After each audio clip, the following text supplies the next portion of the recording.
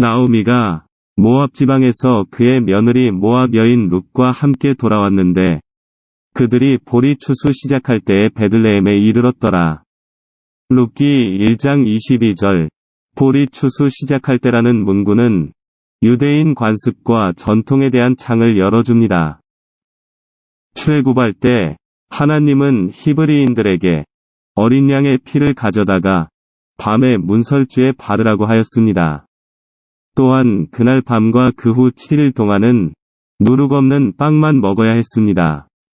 급히 출발한 그 주 일요일에 히브리인들이 홍해를 건너 무사히 건너편으로 나왔을 때 히브리 자녀들은 하나님 앞에 드린 첫 유제 열매가 되었습니다. 이때부터 그들은 이전의 삶에서 멀어지고 하나님을 따르고 모세의 새로운 리더십에 적응하는 법을 배웠습니다. 출애굽 2달이 지난 후 그들은 시내산에 도착합니다. 하나님은 시내산에서 약속의 땅 가나안으로 들어가기 전에 새로운 시대에 맞는 새 언약 율법을 주십니다. 이스라엘 백성은 모세가 40일 동안 산에서 내려오지 않자 지도자를 상실했다고 생각하고 금송아지 우상을 만들고 숭배합니다. 시내산에서 내려오던 모세는 크게 진노하여 10계명의 돌비를 깨뜨렸고 그날에 3,000명이나 되는 사람들이 칼에 죽임을 당하였습니다. 하나님께 죄를 범한 이스라엘 백성은 자신들의 행위를 크게 뉘우쳐 회개했고 잘못을 다시 되풀이하지 않기 위해 그날을 기억하고 회개하는 마음을 잊지 않으려 나팔을 불었습니다. 하나님은 이스라엘의 죄를 용서하시고 열흘 뒤 모세는 두 번째 10계명을 받아 가지고 내려옵니다. 이집트를 탈출한 이스라엘 백성들은 40년 동안 광야에서 장막 생활을 합니다. 하나님은 출애굽 후 이렇게 약속의 땅 가나안으로 들어가는 과정에서 하나님의 구원과 베푸신 은혜와 감사를 잊지 않도록 무교절, 초실절을 포함한 유월절, 오순절을 포함한 77절, 나팔절, 대속죄일을 포함한 초막절 등 3대 절기를 율법으로 규정하셨습니다. 유월절은 7일간 무교병을 먹는 무교절을 지키며 그 주의 첫째 주일, 초실절에 첫 수확한 곡식, 보리 한 단으로 요제를 드리고 곡식을 수확하는 기간인 오메르 계수 7주를 시작합니다. 초실절부터 시작해 7주간의 오메르 계수를 마무리한 49일째가 77절, 샤부옷이고 50일째가 오순절입니다.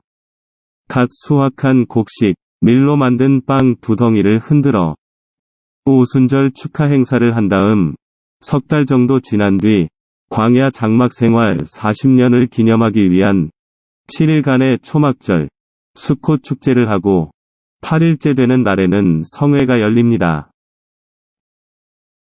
이 세 절기는 각각 쉬지 않고 서로 연결되며 이스라엘의 농사주기와도 관련됩니다.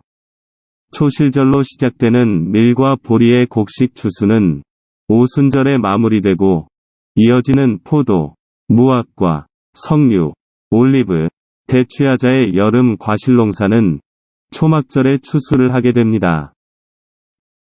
22절, 보리 추수의 시작이라는 표현은 이 세 가지 주요 절기 중 첫 번째 절기인 유월절, 초실절을 나타낸 것으로 룻기는 초실절과 77절 사이의 수확기를 배경으로 일어난 이야기입니다. 유월절 기간 동안 율법을 지키는 유대인 남자인 보아스는 아마도 실로에 있는 장막으로 갔을 것입니다. 그곳에서 그는 가족 및 친구들과 함께 유월절 식사를 하며 성경에 나오는 출애굽 사건을 이야기하고 있었습니다. 그러면 보아스는 그날 밤과 그 다음 7일 동안 누룩이 들어간 것을 먹지 않고 무교절을 지켰을 것입니다. 그는 주일, 안식일 다음 날까지 그곳에 머물면서 자기 밭에서 잘 나온 첫 보리 이삭 한 단을 감사 제물로 드립니다. 이 첫 소실 제물은 주님의 공급하심과 앞으로 올 훨씬 더 많은 것에 대한 약속에 대해 주님 앞에서 기뻐하는 시간이었습니다. 보아스는 이 절기를 마친 후 집으로 돌아와 오메르 계수 동안 추수를 시작했을 것입니다. 룻이 보아스의 밭에 들어간 것은 이 계수 기간 동안이었습니다. 이 기간 동안 룻도 이전의 삶에서 멀어지고 하나님을 따르고 율법에 적응하는 법을 배웁니다. 예수님의 사역과 생애는 철저하게 이 절기에 맞춰져 있습니다. 하나님의 구원 사역과 율법을 완성하신 것입니다. 예수님과 그의 제자들은 예루살렘에 올라가서 유월절 식사로 다락방에서 무교병을 먹었습니다. 유월절 어린 양이신 예수님은 십자가에 못 박히시고 장사되셨고 유월절 다음 주일 초실절에 죽은 자 가운데서 처음 익은 열매로 다시 살아나셨습니다. 오메르 계수 기간 동안 예수님은 제자들과 다른 사람들에게 수없이 나타나셨고 40일 만에 승천하셨습니다. 이 기간 동안 그의 추종자들은 이전의 삶과 거리를 두고 마음을 다해 주님을 따르며 새로운 리더십인 보혜사 성령에 적응할 준비를 하는 법을 배웠습니다. 10일 후 정확히 오순절이 되자 약속하신 성령이 폭포수처럼 임했습니다. 유월절에 일어난 예수님의 십자가 희생을 통해 시작된 인류 구속 사역은 오순절 성령 강림으로 완성이 되었고 이후에는 제자들이 성령을 받으면서 새로운 신약 시대가 열린 것입니다. 오순절 성령 강림은 새로운 시대에 맞는 새로운 언약의 갱신을 위해 주어진 것입니다. 출애굽 후 오순절에 시내산에서 돌판에 새겨진 말씀을 받으며 새로운 하나님의 백성이 되는 과정에서 3,000명이 죄로 죽었습니다. 그리고 약 1500년 뒤 같은 오순절 날에 시온산에서 성령이 임하여 말씀이 마음판에 새겨지고 교회가 탄생하며 3,000명이 구원을 받았습니다. 새 언약, 뉴 코베넌트는 생명을 가져옵니다. 나오미의 남편 엘리멜렉의 친족으로 유력한 자가 있으니 그의 이름은 보아스더라. 룻기 2장 1절, 1장 후반절에서 나오미가 자기 이름을 바꾸며 남은 희망이 없다고 선포한 뒤 이 장은 바로 보아스의 소개로 시작됩니다. 엘리멜렉 가족이 흉년을 피해 떠난 베들레헴 땅에는 룻기의 영웅 보아스가 살고 있었습니다. 그는 엘리멜렉 시족에 속했으며 유력한 자로 표현되어 매우 부유했던 것으로 보이는데 부로 번역된 히브리어 의미를 살펴보면 보아스가 용맹이나 덕이 강했다는 것을 의미한다고 합니다. 보아스의 이런 점들은 나오미와 룻의 모든 문제에 대한 답을 담고 있으며 나오미의 잘못된 선포를 몰아냅니다. 즉, 빈손으로 돌아온 쓴 나오미를 다시 채우고 달게 할 수 있으며 이방인 룻에게 지위를 줄 수도 있습니다. 모압 여인 룻이 나오미에게 이르되 나로 밭에 가게 하소서.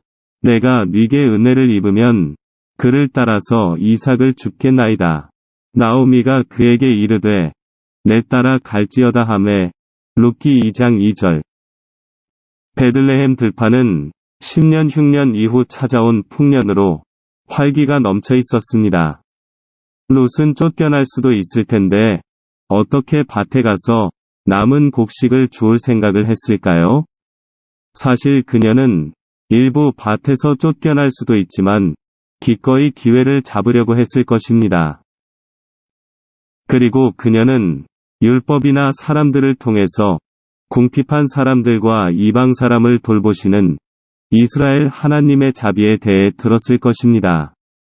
그녀는 하나님의 법 안에 있는 은혜의 법을 알았습니다. 롯은 은혜를 귀히 여길 줄 아는 여인이었습니다. 롯이 가서 베는 자를 따라 밭에서 이삭을 줍는데 우연히 엘리멜렉의 친족 보아스에게 속한 밭에 이르렀더라. 룻기 2장 5절.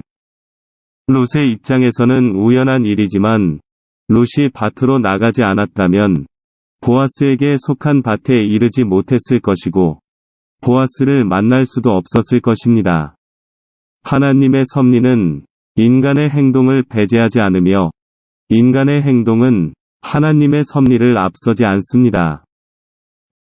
마침 보아스가 베들레헴에서부터 와서 베는 자들에게 이르되 여호와께서 너희와 함께 하시기를 원하노라 하니 그들이 대답하되 여호와께서 당신에게 복 주시기를 원하나이다 하니라. 룻기 2장 4절.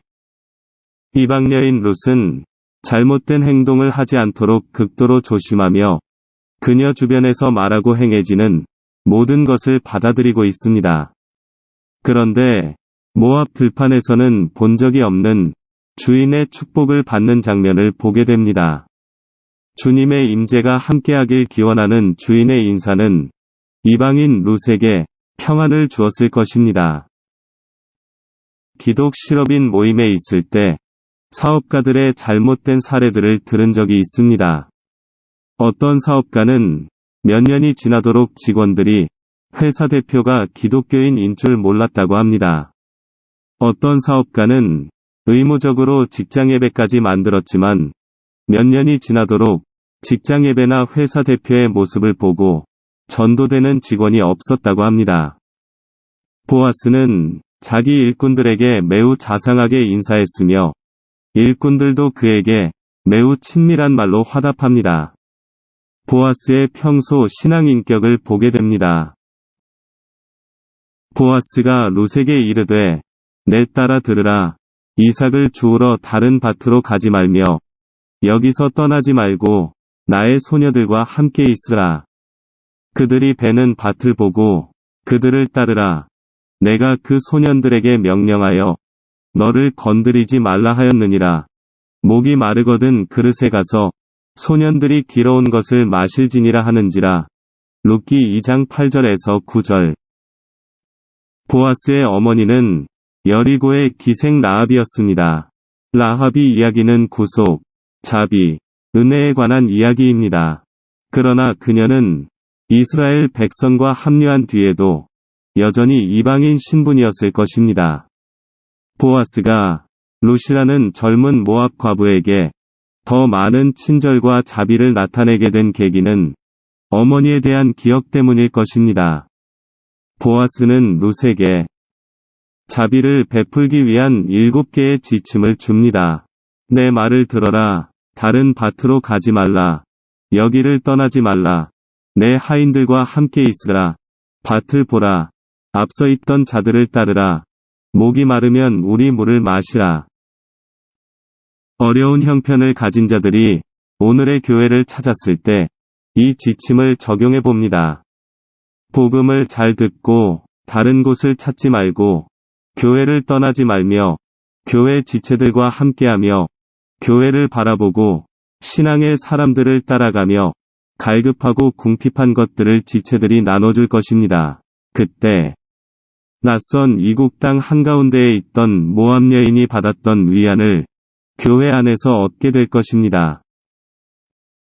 룻이 엎드려 얼굴을 땅에 대고 절하며 그에게 이르되 나는 이방 여인이거늘 당신이 어찌하여 내게 은혜를 베푸시며 나를 돌보시나이까 하니. 룻기 2장 10절. 은혜란 전혀 받을 자격이 없는 사람에게 베푸시는 하나님의 호의입니다. 하나님의 은혜는 사람을 통하여도 온다는 사실을 알고 하나님의 은혜를 귀히 여기고 사모할 줄 알아야 합니다. 룻과 나오미의 인생을 치유한 것이 은혜였습니다. 보아스가 그에게 대답하여 이르되 내 남편이 죽은 후로 네가 시어머니에게 행한 모든 것과 내 부모와 고국을 떠나 전에 알지 못하던 백성에게로 온 일이 내게 분명히 알려졌느니라. 룻기 2장 11절. 룻은 자신의 이름보다도 자신의 삶이 소개된 사람입니다. 그녀는 편하고 익숙한 모든 것을 버려두고 하나님이 자신을 치셨다고 절망하던 시어머니와 여호와 신앙을 쫓아 이스라엘 땅을 택했습니다. 시어머니를 공경하고 밭에 나와 이삭 줍기를 하며 베들레헴의 험난한 삶을 시작한 그녀의 행동은 이미 베들레헴 사람들에게 자자하게 소문이 난 상태였습니다. 하나님에 대한 믿음으로 목숨을 걸고 이스라엘을 도운 여리고 여인 라합의 신앙은 아들 보아스에게 그대로 이어졌을 것입니다. 보아스는 모든 것을 버리고 이스라엘의 공동체가 된 모압 여인 룻에게서 자기 어머니 라합의 모습을 봅니다. 여호와께서 네가 행한 일에 보답하시기를 원하며 이스라엘의 하나님 여호와께서 그의 날개 아래에 보호를 받으러 온 내게 온전한 상 주시기를 원하노라 하는지라. 룻기 2장 12절. 보아스는 본토 친척 아비의 집을 떠나 언약의 땅 가나안으로 들어온 룻에게 하나님이 아브라함에게 말하신 상급을 연상케 하는 축복을 해줍니다. 그리고 룻이 자신을 가리켜 이방 여인으로 말한 것에 대해 독수리 날개 말씀을 인용해 룻이 언약의 하나님을 자신의 피난처로 삼음으로써 자비로우시며 긍휼이 풍성하신 그 크신 하나님의 은총의 날개 아래로 인도되었다는 축복을 해줍니다. 하나님은 믿음의 사람들이 어려운 시간을 지나고 있을 때 사람을 통해 위로해 주십니다. 때로 어떤 문제나 사람에 대해 부담감을 주시거나 기도하고 염려하고 있는 것을 발견할 때 그것은 하나님이 우리를 사용하고자 하는 것일 수 있습니다. 우리가 보아스처럼 하나님 말씀을 인용해서 축복의 말을 전할 때 잘못된 것이 바로 잡혀지거나 그 사람이 룻처럼 상급을 받는 것을 보게 될 것입니다. 룻이 밭에서 저녁까지 줍고 그 주운 것을 떠니 보리가 한 해밭쯤 되는지라 그것을 가지고 성읍에 들어가서 시어머니에게 그 주운 것을 보이고 그가 배불리 먹고 남긴 것을 내어 시어머니에게 드리매. 룻기 2장 17절에서 18절. 한 에바는 대략 23리터 정도 되는 양으로 10명이 하루 3끼를 먹을 수 있는 양입니다. 배는 자가 흘리는 이삭을 줍던 룻은 보아스의 호의로 식사 자리에 같이 하고 곡식단을 매는 소녀들과 같은 자리에서 죽게 해서 많은 이삭을 주울 수 있었습니다. 시어머니가 그에게 이르되 오늘 어디서 주었느냐 어디서 일을 하였느냐 너를 돌본 자에게 복이 있기를 원하노라 하니 룻이 누구에게서 일했는지를 시어머니에게 알게 하여 이르되 오늘 일하게 한 사람의 이름은 보아스니이다 하는지라. 룻기 2장 19절. 나오미는 예사롭지 않은 양의 보리 이삭을 줍게 해준 자애로운 지주를 축복합니다. 룻은 그의 밭에서 그와 함께 식사를 하고 그의 말을 들었고 관대하고 신사적인 보아스에 대해 시어머니에게 자상하게 말합니다.